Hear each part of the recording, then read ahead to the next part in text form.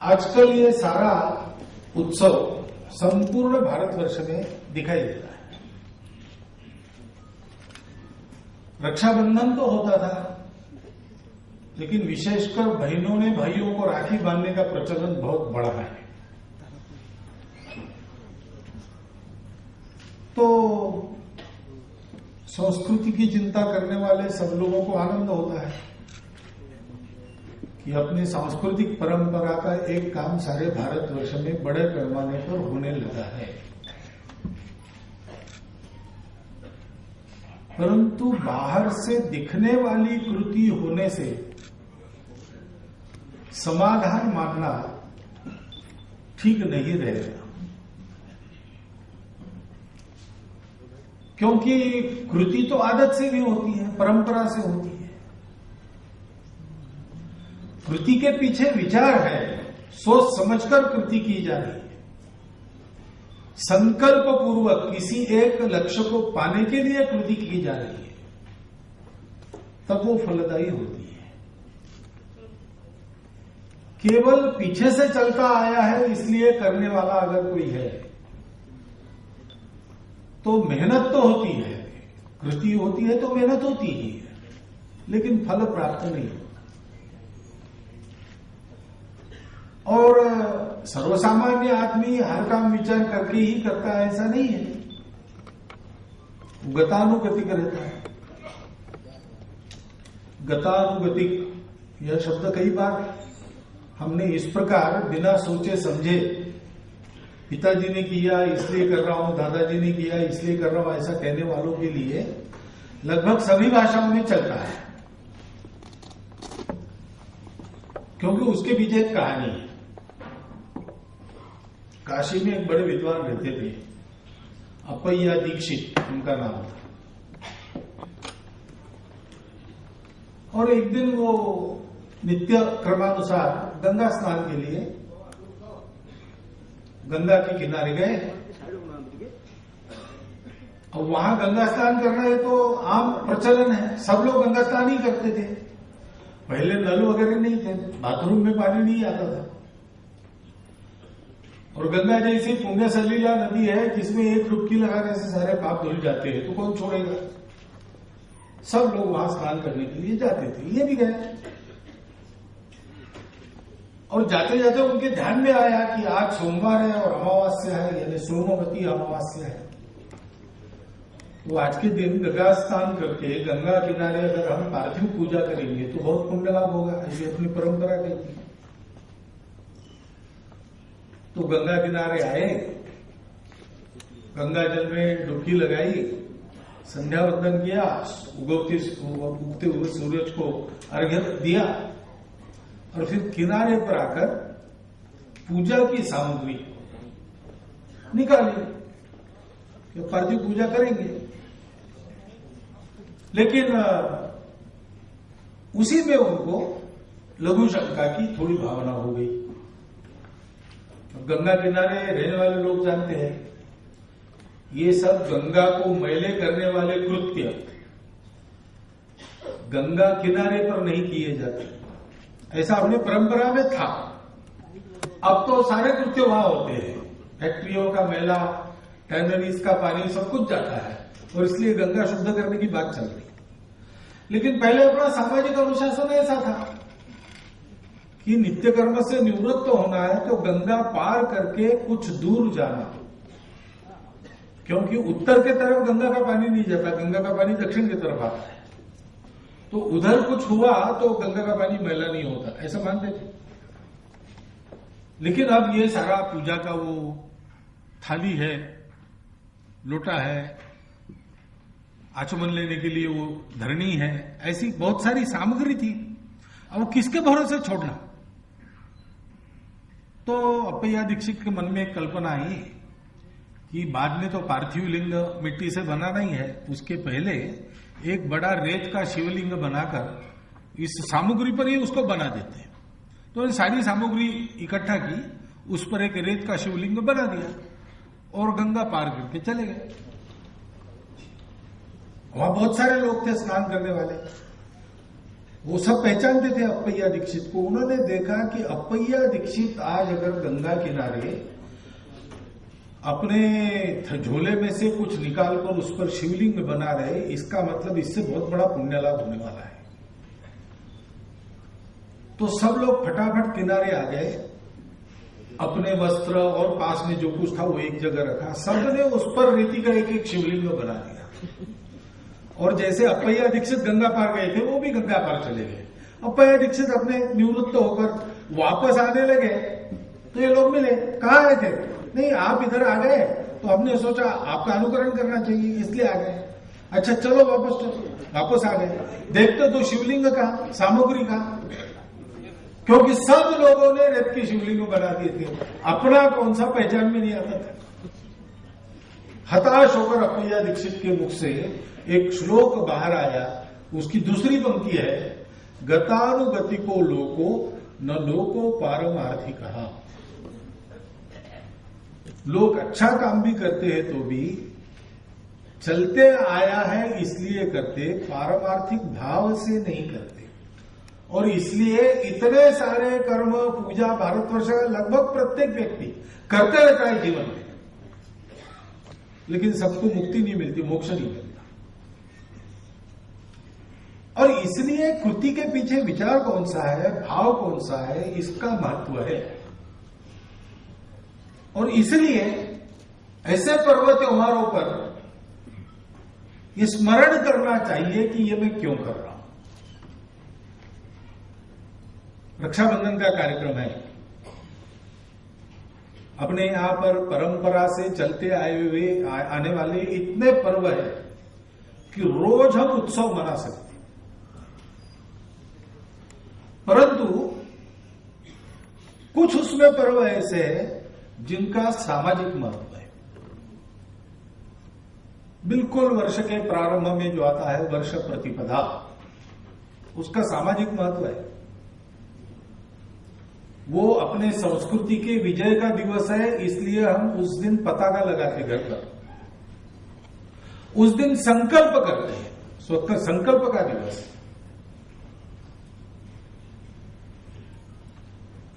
दूसरा, परंपरा से जो चलता आया है, एक नया शुरू किया है, वो मुझे मालूम है, उसको हम हिंदू साम्राज्य दिवस कहते हैं। शिवाजी महाराज के राज्याभिषेक का दिवस, क्योंकि अब तक हुए आक्रमणों से अत्यंत भिन्न ऐसा एक आक्रमण देश पर हुआ था, उससे लड़ते लड़ते और उसका उपाय मिल गया। अनेक लोगों ने प्रयोग किए, अनेक लोग लड़े, लेकिन पहला प्रयोग सफल हुआ शिवाजी महाराज का। इसलिए उसको फिर से इस देश में, इस देश के संस्कृति के पहचान के आधार पर सारे तंत्र की पुनर्स्थापना का वो प्रारंभ है। ऐसे ही एक महीना पहले गुरु पूर्णिमा सारे देश में थी, और ये चौथा रक्षाबंधन है, पांचवा विजयादशमी, छठवां मकर संक्रांति। इनका सामाजिक राष्ट्रीय महत्व है, सांस्कृतिक महत्व के साथ साथ। आज का अपना रक्षाबंधन है, हम राखी बांधते हैं, रक्षा सूत्र उसको कहते हैं। और अगर बहन भाई को राखी बांधती है तो बहन भी समझता है, बहन भी समझती है, भाई भी समझता है कि राखी इसलिए बांधी जा रही कि जो मुझे राखी बांध रहा है उसकी मैं रक्षा करूं। बहन की रक्षा भाई करता है। जहां भाई बहन का ये कार्यक्रम नहीं होता था, वहां पुरोहित तो अपने यजमानों के पास जाकर रक्षा सूत्र बांधता ही था, मंत्र कहता ही था, ये न बद्धो बलिराजा दानवेंद्रो महाबला तेनम त्वाम प्रतिबद्धामि रक्षेमाचलमाचल। मैं तुमको बांध रहा हूं, क्यों? पुरोहित यजमान को कहता है कि ये मेरी रक्षा है, तुम मेरी रक्षा करो, मैं तुम्हारा हित करूं। ये रक्षा क्यों चाहिए? और रक्षा किसकी चाहिए? व्यक्ति की चाहिए क्या? व्यक्ति को सुरक्षित कौन कर सकता है? कितना भी बचे, अंत में तो मरेगा ही, प्रत्येक व्यक्ति मरेगा। सुखपूर्वक जिएगा तो भी मरेगा, दुखपूर्वक जिएगा तो भी मरेगा। तो अगर मरना ही है तो डरना किसको? खाने वाला भी मरता है, भूखा रहने वाला भी मरता है, अमीर भी मरता है, गरीब, सब लोग मरते हैं, तो फिर डरना क्या है? ऐसा नहीं सोचते लोग। क्यों? क्योंकि केवल व्यक्ति की रक्षा का यह प्रश्न नहीं है। व्यक्ति जिनसे बनता है उन बातों की रक्षा का प्रश्न है। शरीर, मन, बुद्धि, ये तो दिखता ही है सबको। प्रत्येक व्यक्ति जानता है मेरा शरीर है, शरीर की आवश्यकता है, वो बोलती है तो उसको पूरा करना पड़ता है। मन की आवश्यकता है, वो भी बोलती है, उनको भी पूरा करना पड़ता है। बुद्धि की आवश्यकता है, बोलती है, उसको भी पूरा करना पड़ता है। इसलिए इसको सब लोग जानते हैं। उनकी आवश्यकताओं को भी पूरा करना है तो भी। और एक बात है जो बोलती नहीं है लेकिन ध्यान में आती है, और उसको पूरा किए बिना व्यक्ति व्यक्ति नहीं होता। क्योंकि व्यक्ति क्या है? केवल शरीर, मन, बुद्धि से जो व्यक्त होता है वो व्यक्ति नहीं है।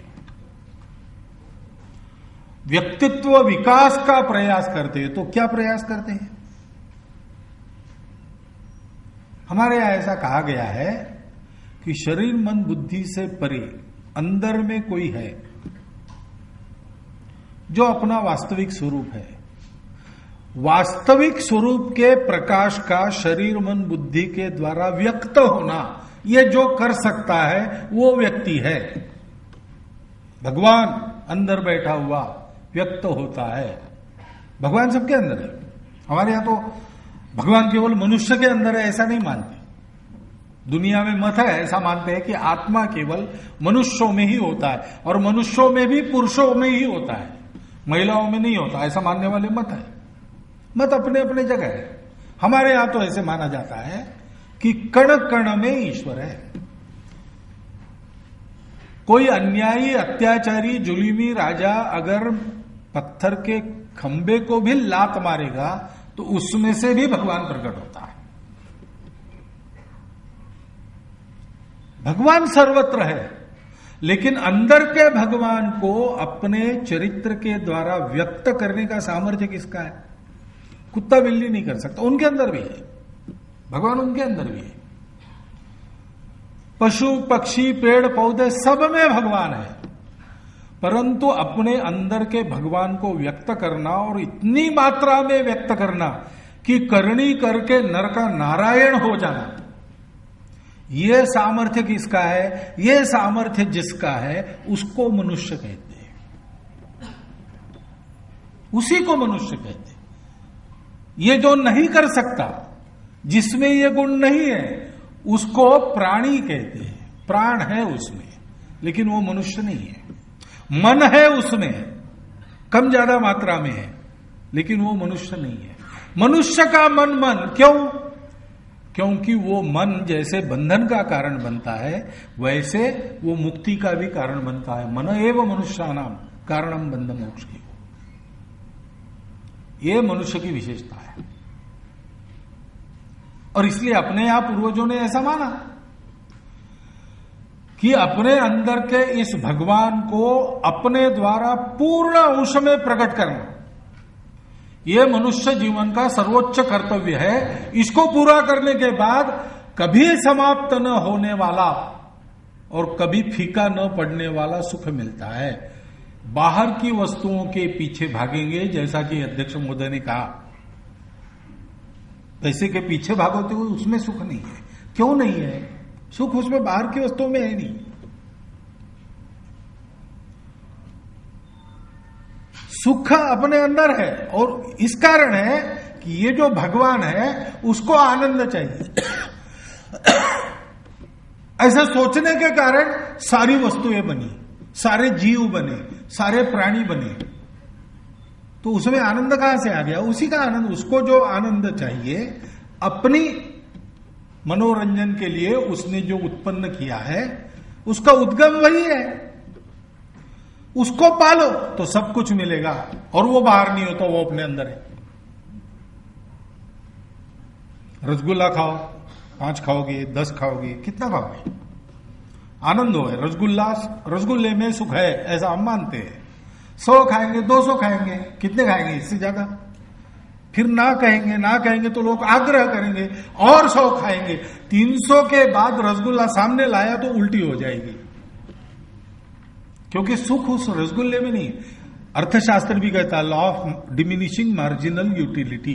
ये यूटिलिटी डिमिनिश कैसे होती है? क्योंकि यूटिलिटी की कल्पना हमने की है, वो रसगुल्ले की नहीं है, और इसलिए उसको पाना है। लेकिन कैसे? उसका प्रकाश पूर्ण फैलाना है। कोई लालटेन है, उसके अंदर प्रकाश है, उसको पूर्ण मात्रा में बाहर फैलाना है। तो क्या करना पड़ेगा? जो लालटेन का कांच है वो बिल्कुल साफ सुथरा होना चाहिए, वो रंगीन नहीं होना चाहिए। लाल रंग का कांच है तो अंदर की ज्योति लाल दिखेगी, हरे रंग का है तो हरी दिखेगी। उसका अपना रंग नहीं होना चाहिए, उस पर मैल नहीं होना चाहिए। मैल हो जाएगा ज्योति धीमी पड़ जाएगी। तो वैसे हमारे पूर्वजों ने सोचा कि अगर ऐसा है, अंदर के प्रकाश को पूर्णतः व्यक्त करके नारायण बन जाने से कभी समाप्त न होने वाला और सदा समान रहने वाला, फीका न पड़ने वाला सुख मिलता है, और उसके लिए बाहर के कांच को, जिसमें से ये प्रकाशित होना है, शरीर मन बुद्धि को बिल्कुल साफ सुथरा और अपना कोई रंग न होने वाला बनाना है, तो उसके लिए संस्कार करने पड़ेंगे, मांजना पड़ेगा, और ये रोज करना पड़ेगा। उसके लिए उन्होंने एक संस्कारों की पद्धति बनाई, जिससे हमारे देश का एक स्वभाव बन गया। वो संस्कृति है। मनुष्य अपने अपने स्वभाव को लेकर उन्नत होता है तो वो उसकी उन्नति उसको सुख देती है। मनुष्य अगर स्वभाव को छोड़कर सुख की सारी बाहरी वस्तुएं पाता है, वो सुखी नहीं होता। जंगल में रहो, जंगल में दर दर भटक के शिकार खोजो, शिकार करके उसको मार के खाओ, बाद में 15 दिन में नहीं मिली तो 15 दिन भूखे रहो। बाद में शिकारियों का डर है, इसका डर है, उसका डर है, मैं शिकार करता हूं, मेरी भी शिकार कोई करेगा। ऐसे डर में सदा जंगल में जीना, न कोई घर है, न कोई वस्त्र है, कुछ नहीं है। ये क्या सुख का जीवन है क्या? नहीं, ये सुख का जीवन नहीं है। सब लोग ऐसे ही कहेंगे। ठीक है, ऐसा एक शेर था जो ऐसे ही जीता था दुख में। मनुष्य को बड़ी दया आई, उसको उठाया, वहां से पकड़ा और सर्कस में लाया, और सर्कस में उसको रोज अपने पिंजड़े में 2 बार बकरी का मांस खिलाया। बदले में उससे कुछ काम नहीं, लेकिन काम करते समय उसको नई नई कलाएं सिखाई, उसको फुटबॉल खेलना सिखाया, उसको साइकिल चलाना सिखाया, और उसका खेल देखकर लोग पैसे भी देते थे, जिस पैसे से उसको ज्यादा मांस मिलता था। तो अगर आंख मूंदकर हम देखेंगे कि यहां घर है, नियमित रोजगार है, नई नई कलाएं सीखने के अवसर है, और घर बैठे रोज खाने की गारंटी है, तो क्या जंगल का शेर उस सर्कस में सुखी होगा? सुखी नहीं हो सकता, क्योंकि ये शेर का स्वभाव नहीं है। ऐसे एकाधा मनुष्य सुखी हो सकता है, वो भी सुखी नहीं होता। वो सुखी ऐसे नहीं होता, इसलिए तो राणा प्रताप ने मानसिंह के साथ भोजन नहीं किया। कहा कि तुम्हारा सब ठीक है, तुम्हारा राज्य सुरक्षित है, तुम्हारी प्रजा उसके कारण अत्याचारों से मुक्त है, लेकिन तुमने अपने स्वतंत्रता का समझौता अकबर से कर लिया है, तो क्या सुख मिलेगा? मैं जंगल जंगल भटकता हूं, मेरी प्रजा को मेरे साथ लड़ना पड़ता है, बहुत कष्ट है, भूमि शयन करना पड़ता है, घास की रोटी खानी पड़ती है, लेकिन मैं अपने स्वतंत्रता का समझौता नहीं करूंगा, उसी में मेरा सुख है। स्वभाव, समाज के स्वभाव को संस्कृति कहते हैं। रक्षा उसकी करनी है, उसकी रक्षा के लिए अपना शरीर मन बुद्धि भी सुरक्षित रखनी है। क्योंकि संस्कृति सुरक्षित रहेगी तो कांच साफ सुथरा रहेगा, कांच साफ सुथरा रहेगा तो अंदर है उसका पूर्ण प्रकाश मेरे में से व्यक्त होगा, तो वास्तव में व्यक्ति कहलाने का मैं अधिकारी हो जाऊंगा। और इसलिए इसको जानने वाले न जानने वाले सभी मनुष्य दुनिया में आप कहीं भी देखो, वो इन सब बातों की रक्षा का प्रयास करते हैं। मेरे इस विचार का विरोध करने वाले लोग भी अपने अपने देश में इसी की रक्षा का प्रयास करते हैं।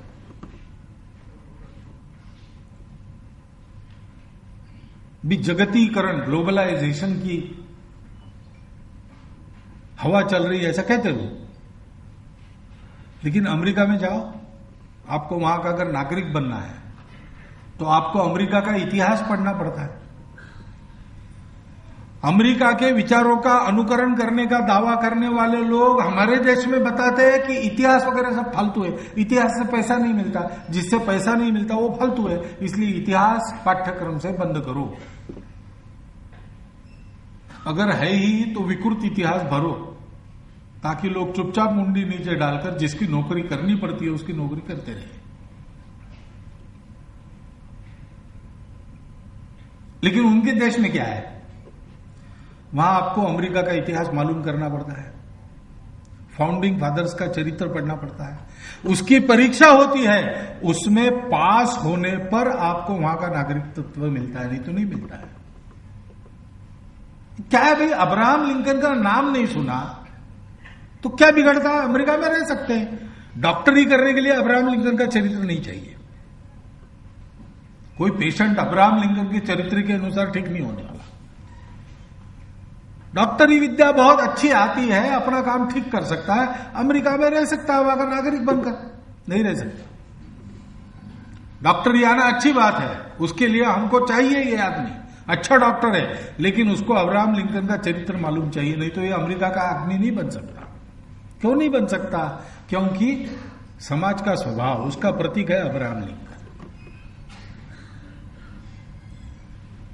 और इसलिए समाज के विकास की पहली शर्त है सुरक्षा। जो सुरक्षित नहीं है उसका विकास भी नहीं होता। सुरक्षित नहीं है वो कहां विकास पर ध्यान दे सकता है? उसको तो आए दिन अपने जान को बचाने की पड़ी है, उसी की व्यवस्था करते करते उसका समय और उसके साधन समाप्त हो जाते हैं। विकास की बात ही नहीं कर सकते। सुरक्षा चाहिए, सुरक्षा चाहिए तब विकास होगा। विकास की पहली सीढ़ी है सब मामलों में सुरक्षा। और पहले तो सुरक्षा का विषय बहुत आसान था कि बाहर से होने वाले आक्रमणों से, शत्रुओं से, जीव जंतु जंगल के लेकर तो मानवीय शत्रु, इनसे सुरक्षा, और बीमारियां, रोग, पर्यावरण की उथल पुथल, उसमें से सुरक्षा। बस सुरक्षा का विषय समाप्त। पक्का सुरक्षित घर चाहिए, घर की रक्षा करने वाले, हाथ में तलवार लेकर पहरा देने वाले अच्छे लड़ाकू लोग चाहिए, तो मैं सुरक्षित हूं। लेकिन अब ऐसा नहीं रहा। अब आदमी ने देखने के लिए तो तलवार छोड़ दी, लेकिन तलवार से ज्यादा घातक अस्त्र शस्त्र बनाए, और बिना हाथ में तलवार लिए दूसरों को जीतने के तरीके भी बनाए हैं। अपने ही देश में बैठे आपके सरकार में एक भी आदमी अपना न रखते हुए वो आपके ही सरकार के द्वारा आर्थिक बंधनों से आपको पराजित कर सकते हैं। किया है दुनिया भर में, वर्तमान साक्षी। आपकी सरकार उनके वश हो जाए, इसलिए आपका दिमाग बदलकर उसको, आपका अपना दिमाग न रखते हुए अपने दिमाग का प्रत्यारोपण उस पर करना, शिक्षा के द्वारा, तरह तरह के लालचों के द्वारा, दूरदर्शन के सूक्ष्म प्रचार के द्वारा, ये तंत्र चल रहे हैं, चल रहे। इस सत्य को कोई नहीं नकार सकता। तो आज सुरक्षा का विषय इतना व्यापक बन गया है, अपने देश के जन, जल, जंगल, जमीन, जानवर, परंपरा सहित सब बातों की सुरक्षा। एक बार मैं सुरक्षा विशेषज्ञों के बैठक में गया तो मैंने सुरक्षा विषय के आयाम वहां पर सुने। खाद्यान्न सुरक्षा, ये भी अपने राष्ट्र की सीमा सुरक्षा से विषय संबंधित है।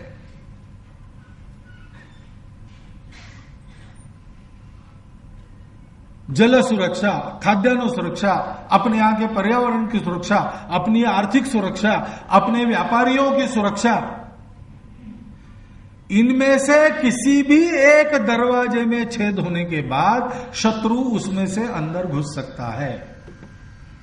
ये जमाना धर्म युद्ध का नहीं है, ये ट्रोजन हॉर्स वाला जमाना है उनके पुराणों के अनुसार, छद्म युद्ध का जमाना। और इसलिए सुरक्षित होने के लिए कितनी बातों का विचार करना पड़ता है। हर एक छोटी बड़ी बात आंख में तेल डालकर देखनी पड़ती है। कहीं इससे कहीं का हमारा दरवाजा तो खुल नहीं रहा शत्रुओं के लिए। व्यक्तियों से लेकर नीतियों तक इसका विचार करके चलना पड़ता है। इतना बड़ा ये सुरक्षा का व्यापक विषय है। और इसलिए दुनिया में हम देखते हैं कि सुरक्षा वालों की और विकास वालों की लड़ाई होती रहती है। विकास करना है तो पर्यावरणवादियों से लड़ना पड़ेगा, पर्यावरण विकास के विरुद्ध, विकास पर्यावरण के विरुद्ध, दोनों एक साथ नहीं चल सकते। पैसा चाहिए तो नीति छोड़नी पड़ेगी, नीति चाहिए तो दरिद्री रहना पड़ेगा, क्योंकि समृद्धि और संस्कार संस्कृति एक दूसरे के विरोधी है। ऐसा मानकर दुनिया चल रही है। हमारे यहां ऐसा नहीं है। हमारी ये सारी बातें परस्पर पूरक है, एक दूसरे की सहायक है। ऐसा क्यों है? क्योंकि हमने ये जाना कि विकास यानी स्वैराचार नहीं है, विकास यानी बंधन है। इसलिए हम रक्षा बंधन कहते हैं। अरे तुम बांध रहे हो मुझे, तो विकास की कैसे अपेक्षा करते हो? सुरक्षा की कैसे अपेक्षा करते हो? सुरक्षा यानी बंधनों से मुक्त होना? नहीं नहीं, बंधन ऐसे नहीं होता। मनुष्य अपने जन्म से ही बंधा है, वो बद्ध ही है, वो मुक्त है नहीं। मुक्त उसको होना है, लेकिन मुक्त होने के लिए उसको छोटे बंधनों को काटकर बड़े बंधनों में आना पड़ता है। और सबसे बड़ा जो बंधन है वो मुक्ति का बंधन है। वो भी बद्धावस्था है एक तरह से, लेकिन वहां जो वस्तु है वो एक ही वस्तु है, दूसरी है ही नहीं, इसलिए वो बंधन नहीं रहता, इसलिए वो मुक्ति का बंधन है। लेकिन वहां तक पहुंचने के लिए हम स्वतंत्र होते चले जाते। कहने के लिए तो हम स्वतंत्र ही होते, लेकिन स्वतंत्र नहीं होते, ज्यादा से ज्यादा बंधनों में फंसते हैं। घर में छोटा बच्चा पैदा होता है, छोटा बच्चा, बिल्कुल छोटा बच्चा, बात नहीं कर सकता, केवल रो सकता है बस। सब बातों के लिए, भूख लगी तो रोएगा, डर लगा तो रोएगा, केवल मां पास में है तो हंसेगा। ऐसा इतनी बुद्धि वाला बच्चा है, तो उसका कर्तव्य क्या है? उसका कर्तव्य कुछ नहीं है, अपने आप को ठीक रखना। वो भी दूसरे करते हैं। उसका कर्तव्य केवल होना रहना इतना ही है, वो रहता है बस। उसकी सारी चिंता बाकी लोग करते हैं। भूख लगी, खाना खिलाना, दूध पिलाना, ये सब बाकी लोग करते। रहना और रोना इतना वो करता है, उस पर कोई बंधन नहीं रहता। लेकिन वो अगर 17-18 साल का नौजवान हो जाए और वो कहे कि मैं तो बचपन में बहुत स्वतंत्र था, कपड़े नहीं पहनता था, तो अब मैं बड़ा हो गया हूं, अब मैं कपड़े क्यों पहनूं? नहीं चलेगा। आपको अगर बड़ा कहलाना है, आप बड़े हो गए हो, तो आपको फिर कुछ बंधन शुरू, फिर वो जहां तहां रोएगा, ये नहीं चलेगा। वो जैसे जैसे बड़ा होता है उसको लगता है मैं बड़ा हो रहा हूं, अधिकाधिक स्वतंत्र हो रहा हूं। पहले तो मैं परनिर्भर था, अब तो मैं परनिर्भर नहीं हूं, मैं अपने हाथ से कर सकता हूं। लेकिन वो करने के लिए उसको और कुछ बंधन स्वीकार करने पड़ते। फिर वो सोचता है कि माता पिता के बंधन में क्या रहे, खुद कमाई करेंगे और अपना जीवन खड़ा करेंगे। ठीक है, करो, लेकिन खुद कमाई कर स्वतंत्र होने के बाद अपने परिवारजनों को पालने का बंधन वो अगर नहीं स्वीकार करता तो दुनिया में कहीं उसको अच्छा नहीं मानते, कहीं अच्छा नहीं मानते। और इसलिए मनुष्य का विकास क्या है, ये अधिकाधिक विस्तृत होने वाले एक के बाद एक के बंधनों में जाना। पहले मैं केवल मेरी अपनी भूख, मेरा अपना मनोरंजन इतने दिखता था, फिर उसके बाद नहीं, हमारी माता है जो हमको दूध पिलाती है, उसको प्रसन्न करना चाहिए, उसने समझाया तो चुप होना चाहिए, इतना समझने लगा, वहां अब बड़ा होने लगा, ऐसा लोग कहने लगे। बाद में मैंने सोचा कि माता है, पिता है, भैया है, बहन है, सब है, इनको इनकी मर्यादा का सम्मान करना चाहिए, माता पिता का चरण स्पर्श करना चाहिए, बड़े भैया कहते हैं वैसा रहना चाहिए, छोटी बहन के रक्षा का दायित्व मेरा है, राखी बांधता हूं मैं, तो कम से कम कुछ देना चाहिए, अभी रक्षा करने का सामर्थ्य नहीं, बच्चा हूं। ये जब हम समझने लगते तो लोग कहते और बड़ा हो गया। लेकिन बड़ा बंधन आ गया, व्यक्ति छूट गया, परिवार का बंधन आ गया। परिवार के लोग परिवार के बंधन को मानकर चलने वाले अच्छा है ऐसा कहते हैं, लेकिन कोई आदमी परिवार के बंधन को तोड़कर अपने बस्ती के लिए, अपने गांव के लिए, अपने देश के लिए काम करता है। लोग कहते बस हमारे परिवार का नाम रोशन किया, परिवार का बंधन तो तोड़ दिया उसने। उनकी कहानियां बताते, विवेकानंद ने क्या किया, परिवार को अच्छी स्थिति में नहीं था स्वामी विवेकानंद का, लेकिन उन्होंने परिवार का बंधन छोड़ दिया। लेकिन उन्होंने जो किया उसके कारण विवेकानंद के परिवारजन सब ऐसा कहने लगे कि विवेकानंद हमारे घर से बाहर चले गए, हमको ऐसा छोड़ के चले गए, लेकिन हमको इतना समाधान दिया उन्होंने, इतना सम्मान दिया, हमारे परिवार का नाम उसने रोशन किया। ऐसे ही कहेंगे और क्या कहेंगे। एक बंधन तोड़ दिया, लेकिन एक दूसरा बंधन उन्होंने अपने इर्द गिर्द खड़ा कर दिया, मेरा समाज, मेरा राष्ट्र।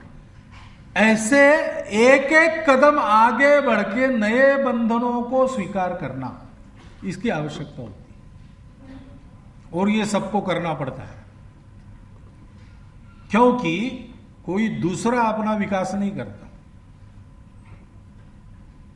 कोई दूसरा अपना विकास नहीं करता।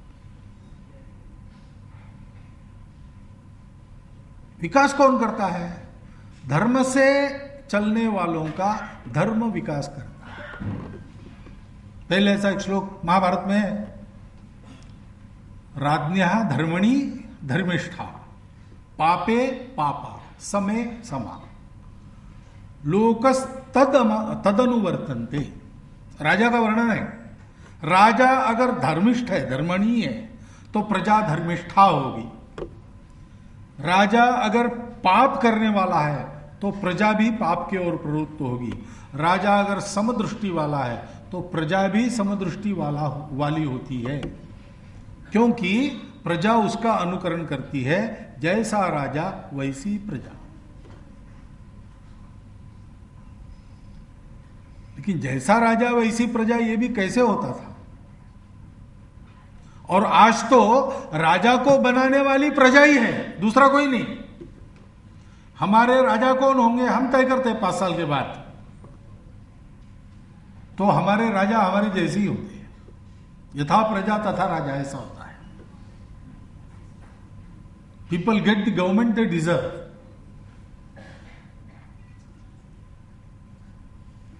और इसलिए अगर हमको सुरक्षा चाहिए और अगर हमको विकास चाहिए और अगर हमको ये एक साथ चाहिए जो दुनिया में एक साथ नहीं मिलता, तो हमको अपनी परंपरा को सोचना पड़ेगा, स्मरण करना पड़ेगा, उसको अपने आचरण में लाना पड़ेगा, उसका एक युगानुकूल रूप खड़ा करना पड़ेगा, क्योंकि परंपरा तो पुरानी होती है, समय हमेशा नया होता है। नए समय में पुरानी बात नहीं चलती, लेकिन जमीन हमेशा पुरानी रहती है। और सारे आसमान में उड़ने वालों को भी जमीन के पास वापस आना पड़ता है। चिड़िया उड़े कितनों आकाश, चारा है माटी के पास।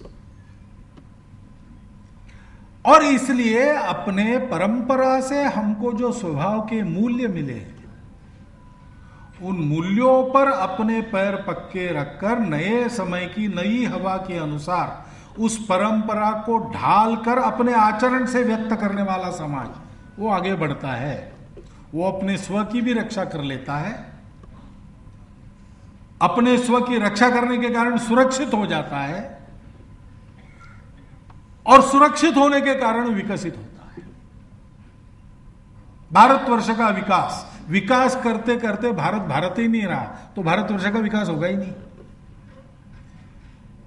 और जिसको अपना चेहरा नहीं है ऐसे भारत का उपयोग बाकी सारी दुनिया अपने गुलाम के नाते ही कर लेंगी, ये निश्चित बात है। क्योंकि दुनिया में जिसकी पहचान नहीं उसको न सुरक्षा है न प्रतिष्ठा है। उसका विकास यानी एक धनी आदमी के सुखी गुलाम का विकास होगा। ऐसा विकास हमको नहीं चाहिए, हमको सुरक्षा भी चाहिए, हमको विकास भी चाहिए। ये दोनों एक साथ चाहिए तो हमको अपने स्व को युगानुकूल आचरण से व्यक्त करना होगा, क्योंकि वही एक स्व दुनिया में ऐसा स्व है जिसके पास ये उपाय है दोनों साथ साथ चलाने का। और ये दायित्व हम सबका है। ये ठेके पे देने वाली बात नहीं है, राजा पर छोड़ देने की बात नहीं है, राजा पर छोड़ देने की बात नहीं है, क्योंकि प्रजातंत्र का जमाना है। प्रजा मालिक है, वो जागरूक रहेगी तो अपनी इच्छा से अभी एक बहुत बड़ा परिवर्तन देश में लाया है। लेकिन किसने लाया है? लोगों ने लाया है अपनी इच्छा से। लोग नहीं चाहते तो वही लोग, वही पार्टियां आगे नहीं आ सकती। लोग उसका श्रेय किसी किसी को देते हैं, व्यक्ति को देते हैं, दल को देते हैं, संगठनों को देते हैं, लेकिन वास्तविक श्रेय के अधिकारी कौन है? अपने समाज के सब सामान्य लोग। उनके मन में था, उन्होंने किया। वो सब संगठन पहले भी थे, वो सब व्यक्ति भी पहले थे, वो दल भी पहले थे। अब तक नहीं हुआ। अब क्यों हुआ? अब लोगों के मन में आया इसलिए हुआ। और इसलिए लोग जो है, प्रजा है, सामान्य आदमी है, हम सब लोग हैं। हम कितने जागरूक हैं इस पर निर्भर करता है। और हमको यह समझना पड़ेगा कि ये दायित्व अगर हमारा है तो उस विकास के लिए, सुरक्षा और विकास को एक साथ पाने के लिए हमको बंधन में रहना पड़ेगा, बंधन में रहना पड़ेगा। भुवनेश्वर का ट्रैफिक अगर ठीक चलना है तो सबको राहदारी के नियमों का बंधन पालन करना पड़ेगा। जिसका वाहन बड़ा है और गतिमान है वो कहेगा कि मुझे पहले रास्ता, वो नहीं चलेगा भाई। जैसा नियम है वैसा चलो। वैसा जब नहीं होता तब जाम हो जाता है। उसका भी अनुभव हम करते हैं। मैं नागपुर में रहता हूं, तो नागपुर में एक चौराहा है, वहां न बत्ती है न पुलिस कभी रहता है। अब जहां बत्ती है पुलिस है, वहां तो धाक से कुछ तो ठीक रहता है। लेकिन वहां क्या होता है कि सब लोग और सब वाहन एक साथ जाने की इच्छा रखते हैं और चारों ओर से सब लोग जाने के लिए बढ़ते, इसलिए कोई कभी कहीं भी नहीं जाता, वहीं जाम वहीं खड़ा है। सब प्रयास कर रहे हैं अपनी दिशा में आगे बढ़ने का, लेकिन कोई बढ़ नहीं पाता, क्योंकि अपने बढ़ने से ही वो जाम को और पक्का कर देते। हमेशा उस चौराहे से गुजरना है तो 10 मिनट ज्यादा लेके चलना पड़ता। अभी तो 10 ही मिनट है। पता नहीं हावड़ा ब्रिज जैसा कभी हो जाएगा। पहले था हावड़ा ब्रिज, आजकल नहीं होता, ऐसा सुना। क्योंकि पहले वहां 1-1 घंटा 2-2 घंटा लग जाता था कलकत्ता में। ये क्यों होता है? थोड़ा कभी रास्ते के एक तरफ खड़े होके आप लोगों को देखो, आपको पता चल जाएगा। और उस समय अपना भी याद करो, अपना भी कभी कभी ऐसा हो सकता है, होता भी होगा। सबको जल्दी है, सबको जाना है, मैं पहले जाऊं, ये सबकी इच्छा है। मैं जो रास्ता चुनूंगा उसी पर जाऊंगा, मुझे बाजू होने को कोई ना कहे तो भी मैं होऊंगा नहीं, ऐसा सब करेंगे तो कैसे चलेगा? राहदारी ठीक नहीं रहेगी। जीवन में सब बातें ऐसी है, सबको मिले अगर ऐसा है तो सबको बंधन में रहना। केवल मैं अकेला रहता दुनिया में, आदम और हवा का जमाना रहता, 2 ही लोग हैं, तो सारी दुनिया खुली पड़ी है, तो कोई चिंता नहीं थी, तब धर्म वगैरह की कोई आवश्यकता नहीं थी, ये था ही नहीं कोई और। अब ऐसा नहीं, हम सब लोग हैं और सबको सुखी होना है, और सबको सुखी हुए बिना हम सुखी नहीं हो सकते, ये भी पक्की बात है। सब सुखी नहीं होंगे तो हम सुखी होंगे क्या? नहीं। कुछ लोग अमीर हो जाएंगे और कुछ लोग गरीब रहेंगे, तो कभी ना कभी गरीबी की जो आग है वो मन में द्वेष पैदा करेगी, चिढ़ पैदा करेगी, उसका एक विस्फोट होगा, विस्फोट सबको झेलना पड़ेगा। सारी दुनिया सुखी हो, यही सुखी होने का एकमात्र रास्ता है। लेकिन सारी दुनिया सुखी हो ऐसा अगर होना है तो आपको अपनी सब बातों पर बंधन लाना पड़ता है, अपनी आवश्यकताओं पर भी बंधन लाना पड़ता है, अपने अहंकार, दूसरों की स्वतंत्रता की रक्षा करने के लिए अपनी स्वतंत्रता का आपको संकोच करना पड़ता है। थॉमस पेन नाम का एक अमेरिकन आदमी, यानी विद्वान था, उसका एक प्रसिद्ध वाक्य है कि अपना हाथ चाहे जैसे घुमाने के लिए मैं स्वतंत्र हूं, लेकिन मेरे हाथ के स्वतंत्रता की मर्यादा है तुम्हारे गाल तक। मेरा हाथ घूमे चाहे जैसे मेरी इच्छा के अनुसार, लेकिन गलती से तुम्हारे गाल पर पड़ गया तो वो मेरी गलती होगी, वहां बंधन है, वहां नहीं जाना।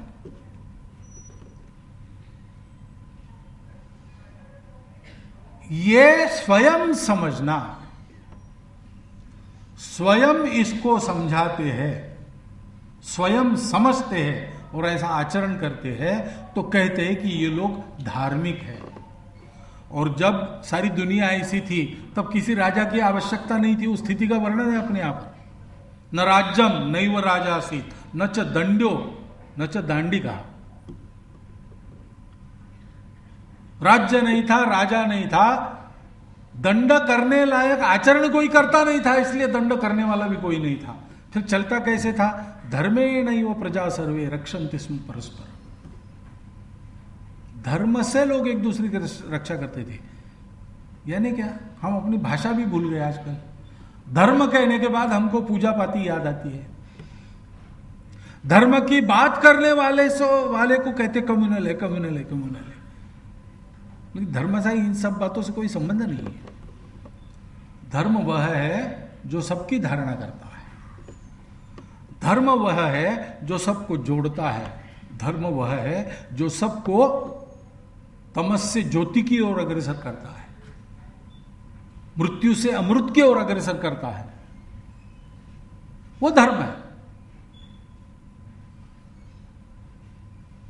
जिससे इस लोक में और परलोक में दोनों में सुख की प्राप्ति होती है, वो धर्म है। रक्षा बंधन ये धर्म का बंधन है। रक्षाबंधन क्यों करना? स्वयं को याद दिलाना कि हम बंधे हैं, कदम कदम आगे बढ़ना है। मैं अपनी चिंता करता हूं और आदमी करता है। सौभाग्य से अपने देश में अभी भी परिवार का बंधन है, परिवार की चिंता सब लोग करते हैं। कितने भी दूर दूर गए हो, कुछ एक एक प्रदेश में ऐसे पर्व त्योहार रहते हैं जहां सब लोग इकट्ठा आते हैं, एक घर में इकट्ठा आते हैं, मिलकर त्योहार मनाते। क्यों? हमारा परिवार है, परिवार का बंधन भी है। अगला कदम कौन सा है? अगला कदम है राष्ट्र। हमारा राष्ट्र है, जो राष्ट्र सारी दुनिया को विकास और सुरक्षा दोनों एक साथ दे सकता है। मनुष्य की स्वतंत्रता और कर्तव्य का बंधन दोनों का मेल बना सकता है। शरीर मन बुद्धि को एक साथ सुखी करके आत्मा की ओर चला सकता है। मनुष्यों के समाज नामक समूह और सारी सृष्टि का विकास एक साथ करते हुए सारी सृष्टि को परमेष्टि की ओर बढ़ा सकता है। वो धर्म हमारे पास है, वो संतुलन हमारे पास है, वो कला विद्या हमारे पास है। उसको सारी दुनिया को समय समय पर देना, यह हमारे राष्ट्र के दुनिया में अस्तित्व का प्रयोजन है। एतद् देश प्रसूतस्य सकाशात् अग्र जन्मनात् स्वम स्वम चरित्रम शिक्षेरन पृथिव्याम सर्वमानवा। इसके लिए हमारा राष्ट्र है। हमारा राष्ट्र दुनिया पर एक बाजार का डंडा चलाने के लिए नहीं है। हमारा राष्ट्र दुनिया में अपने साम्राज्य की भूमि का विस्तार करते हुए लोगों की संस्कृति बदलकर सबको अपने रंग में रंगने के लिए नहीं है। हमारा राष्ट्र सबको इस प्रकार सुखी जीवन जीने की कला दिखाने वाला राष्ट्र है, अपने जीवन से दिखाने वाला राष्ट्र। इसलिए हम संघ के लोग कहते हैं हमारा हिंदू राष्ट्र है। हमारी हिंदू का मतलब यही है। इस राष्ट्र की रक्षा कैसे होगी? यह राष्ट्र जब सुरक्षित परम वैभव संपन्न होगा तब हमारी रक्षा होगी। और इसलिए इस राष्ट्र को परम वैभव संपन्न सुखी बनाने के लिए, सुरक्षित बनाने के लिए हमको प्रयास करना पड़ेगा। और इसलिए केवल अपने भाई के पास, अपने बहन के पास मत जाओ, केवल अपने यजमानों के या पुरोहितों के पास मत जाओ। सब आओ, घर के बाहर आओ, मैदान पर आओ, एक दूसरे को राखी बांधो। ये कार्यक्रम हम संघ के लोग करते ही है, रक्षाबंधन का उत्सव करते ही है।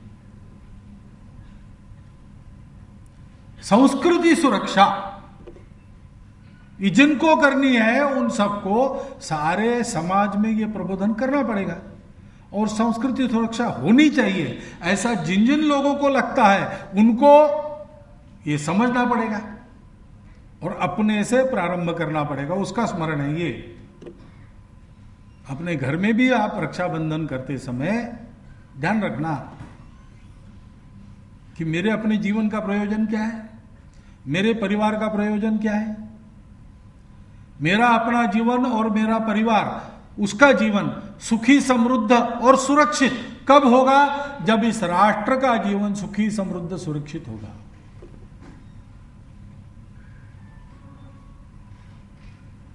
बकासुर के संकट से चिंताक्रांत वो एक परिवार वो शोक कर रहा था। पिताजी कह रहे थे मैं जाऊंगा, पत्नी कह रही थी नहीं नहीं नहीं, आप तो सबको दाना पानी देने वाले आप रहो, मैं जाती हूं, बच्चे आपके सुरक्षा की छाया में बड़े हो जाएंगे। तो बड़ी लड़की कहती थी नहीं तो भी मुझे पराये घर में ही जाना है, तो मुझे उस राक्षस को ही दे डालो, मैं वहीं जाके मर जाती हूं, नहीं तो भी आपको दूसरा क्या लाभ है मेरा। और बच्चा छोटा था लेकिन वो कहता था ऐसे कैसे, मेरे होते हुए आपको कौन हाथ लगा सकता है, मुझे एक डंडा दे तो मैं जाके उस राक्षस को मार दूंगा। ऐसा संवाद चल रहा था। कुंती ने सुना, उनके घर में रहती थी। लाक्षागृह से बाहर आने के बाद अज्ञातवास में अपने पुत्रों के साथ उसने कहा हम आपके अतिथि है और आपने हमको आश्रय दिया है, भले ही 3 दिन के लिए दिया हो, लेकिन मूल्य तो कुछ नहीं है उसका और मूल्य हो भी नहीं सकता। तो आपके उपकारों का बदला चुकाने के लिए क्या संकट की चर्चा आप कर रहे हैं हमको बताओ, उसका कुछ उपाय अगर मेरे साथ है तो मैं करती हूं। सारी कहानी उसको पता चलने के बाद उसने कहा कि ऐसा करो आप में से कोई मत जाओ, मैं मेरे एक पुत्र को भेज देती हूं। और बहुत मना के उनको तैयार किया और घर में आके पांडवों को क्या कहती है, 5 पांडवों को बिठाकर कहती है कि जिस बात के लिए तुम्हारा लालन पोषण करके तुमको बड़ा किया था, ऐसा एक कर्तव्य आया है और इसलिए मैं चाहती हूं कि भीम जाए। पांडवों को बड़ा किया, क्यों किया? केवल अपना राज्य पाने के लिए बड़ा नहीं किया था। समाज पर ऐसे संकट आते हैं तो राक्षस के मुंह पर कौन जाएगा? तो एक परिवार ऐसा था कि जो कहता था मेरा अपना पुत्र जाएगा, इसलिए वह पुत्र, वो परिवार पूरा का पूरा भारत में धर्म संस्थापना का फिर से आधार भगवान ने बनाया उसको। कौरवों के तो 100 थे, ज्यादा संख्या थी, कृष्ण ने उनको क्यों नहीं पकड़ा? कृष्ण क्या उनको बदलने का सामर्थ्य नहीं रखते थे, लेकिन बदलना नहीं था, जो जैसा है उसकी योग्यता की परख करनी थी। ऐसे अनेक प्रसंगों में से पांडवों के परिवार के संस्कार का पता चला कि ये नित्य विस्तारित बंधनों को मानने वाले लोग हैं। रक्षाबंधन क्या है इनको मालूम है। देश के लिए बंधन स्वीकार करने की इनकी हिम्मत है। और इसलिए फिर से धर्म संस्थापन करने वाले साम्राज्य की आधारशिला पांडव बने। आज अपने देश को आवश्यकता है, उसका वर्णन करने की आवश्यकता नहीं है, वो आप सब लोग जानते हैं। कितने संकटों से दुनिया और अपना देश घिरा है, दोनों घिरे हैं, और दुनिया के पास उन संकटों का परिहार का कोई रास्ता नहीं है, हमारे पास है, और दुनिया को उसको देते रहना ये हमारा कर्तव्य है। हमारा कर्तव्य पूर्ण करने के लिए हम खड़े हो जाए, भारत खड़ा हो जाए। कैसे होगा? भारत के सामान्य लोगों को, सामान्य परिवारों को इस प्रकार रक्षाबंधन के इस सामाजिक सांस्कृतिक आशय को ध्यान में रखकर खड़ा होना पड़ेगा। और इसलिए प्रतिवर्ष ऐसा इकट्ठा आकर एक बार एक भाषण का कार्यक्रम, भाषण क्यों? मनोरंजन के लिए नहीं, भाषण चिंतन के लिए है, और चिंतन परिवर्तन के लिए। हम आत्मचिंतन करें कि मेरा जीवन इस बंधन को स्वीकार करके चल रहा है कि नहीं। हम लोगों में कोई विवेकानंद यहां बैठा नहीं है, हम लोगों में कोई राजा शिवाजी, सुभाष चंद्र बोस यहां बैठे नहीं, हम सामान्य लोग हैं। लेकिन विवेकानंद, शिवाजी और सुभाष चंद्र भी सामान्य ही थे पहले, जन्मता वैसे नहीं थे, धीरे धीरे बने। हम भी बन सकते हैं, हो सकता है उतना कदम आगे न जाए, लेकिन आज है वहां से 10 कदम तो आगे जा सकते। बाप रे, विवेकानंद कैसे बनना? और विवेकानंद बने कैसे? एकदम विवेकानंद बने क्या? वो ऐसे नहीं बने। जो ऐसे एकदम बन जाते हैं उनको हम अवतार कहते हैं, उनकी पूजा करते हैं, उनकी जयंती पुण्यतिथि मनाते हैं, उनके जैसा बनने का प्रयास नहीं करते। ये लोग अवतार नहीं थे इस अर्थ में, होंगे भी पता नहीं मुझे, लेकिन इस अर्थ में वो अवतार नहीं थे। वो तो हमारे लिए उदाहरण थे कि हमारे जैसे ही घर परिवार में जन्म लेकर कितना आगे बढ़ा जा सकता है। आज हमको लगता है विवेकानंद कैसे बनना, वो तो हमसे 1 लाख कदम आगे है। 1 लाख कदम आगे, जितना आगे जाएंगे उतना आगे जाएंगे, क्योंकि जितना आगे जाएंगे उतने हम व्यक्तित्ववान मनुष्य बनेंगे, मनुष्य बनेंगे।